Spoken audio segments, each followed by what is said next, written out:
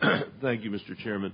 I wanted to, now that we've gotten around the horseshoe here, share a really typical story that I get in my office or when I'm traveling the state. I think it's typical of what people on this committee hear about every day. And this comes from David Croach of Aurora, Colorado, who's a former Air Force security police officer.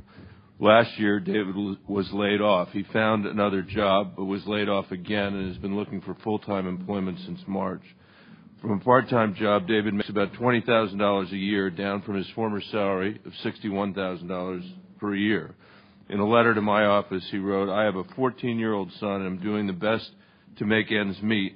Unfortunately, ends aren't meeting anymore. I've exhausted my savings, had dispersed my 401k to pay bills, and attempt to save my house." After calling the Colorado Foreclosure Prevention Hotline, David was referred to a HUD-certified counselor who recommended that he apply for a loan modification. Unfortunately, David was told by his mortgage lender that he made too much money to qualify for a loan modification. Instead, the bank offered to take his overdue balance and put the balance back into the loan, which would have increased his payments. The bank wouldn't consider any other options. In discussing his situation with my staff, he noted that every time he turned around, the answer from his lender was no. He filed for bankruptcy on May 28th, and foreclosure remains a serious threat.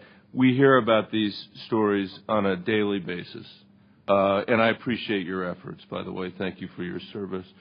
I'm wondering, as this gets ramped up, as people need to hear the information that you're providing, the trips to Florida and to the Northwest you talked about, whether there's some way we can work with lenders to forestall some of these foreclosures as the program gets ramped up, to be able to, where possible, have some sort of moratorium that says we're not going to foreclose paying loans during this period of time. And I realize there are all kinds of unintended consequences of what I'm talking about, but the shame here would be if the inability to be able to get the money out, the inability to be able to have people understand the procedures and processes, leaves us in a situation where foreclosures that could have been avoided aren't. And as you were saying earlier, the effect of a foreclosure or a fire sale on an entire neighborhood, on the home equity value of tens and hundreds and thousands of other homeowners in the country, are affected potentially by foreclosures that never should have happened to begin with. And I wonder if you have any thoughts on that as a potential strategy that we could employ to make sure that we are beginning to get ahead of this massive problem rather than continuing to trail behind. Well, thank you for that question. We just heard that one of the central issues is execution. And we hear hundreds of stories of the type you told us, brought to you by your staff and by our community connections around the country and from our own personal visits in communities. In my sense, a lot of people are feeling and saying things that are true.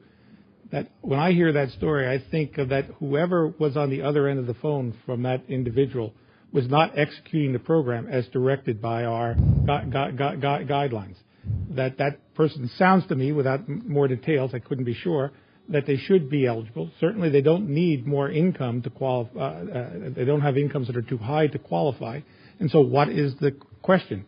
That's the central focus of this effort, to bring the major, inform the major leaders, the CEOs of these companies, to sort of say, tell us how that story could be happening in your company. What was the disconnect? Was it a lack of training? Was it a lack of resources on their part? Was it our problem that the rules were too complex to implement? What is going on here? Because our sense is that many of these stories, in fact, reflect situations that could and should be directed, that every time we miss one of those, somebody then goes into foreclosure and adds to the problem. And so it's execution, execution, execution. And that's the major focus of the next set of initiatives that Secretary Analysis indicated. Let's figure out how to get the program working as it was designed. Senator Bennet, if I may add to Mr. Apgar's answer, under the rules of the program, A servicer in the program should not foreclose unless the servicer has first checked on whether the person is eligible. We're also going to be auditing this program, and that's Freddie Mac's role, to make sure that people who were eligible were offered a modification. And so we are aware of the problem, and we hear these same complaints. That's one reason why we're calling in the servicers at the end of this month to discuss this with them. We want to see better adherence to the program. We want to see the metrics, we're developing metrics for that very reason. We've got to surveil this program to make sure that the intention is being implemented by every servicer. I just would underscore what you've heard today, which is that the visibility and the urgency with which the issues in New York and on Wall Street were addressed needs to not come in. It needs not come in first in this race of urgency, because our homeowners and are suffering tremendously. And whatever you can do to put in big block letters in the front offices of the providers that you're talking about, something that says check twice, and make sure you're doing whatever you can do to keep people in their homes, because it's in everybody's. It works to the benefit of everybody. This is one of those cases where no one wins if a foreclosure that could have been avoided isn't avoided. No one wins. The banks don't win. The other homeowners in the neighborhood don't win. The community doesn't win. And it just would be a shame if we're not doing everything we can possibly do to expedite this, or to make sure that bad decisions are forestalled so that you have the opportunity to do the work you're trying to do. I, for one, and I'm sure the rest of the committee feels this way, would love to hear after your meeting next week or next month what the targets are and what the agreed upon steps are going forward, so that we have some assurance that things are moving forward and that we've done everything that we can do. I'd like to join the chairman in saying, what if there are things that we haven't done, let us know what those things are, because this housing issue is a fundamental issue for our families, and also our economic recovery depends on our getting this right. I appreciate your testimony. Thanks for being here. Thank you, Mr. Chairman. Senator Warner.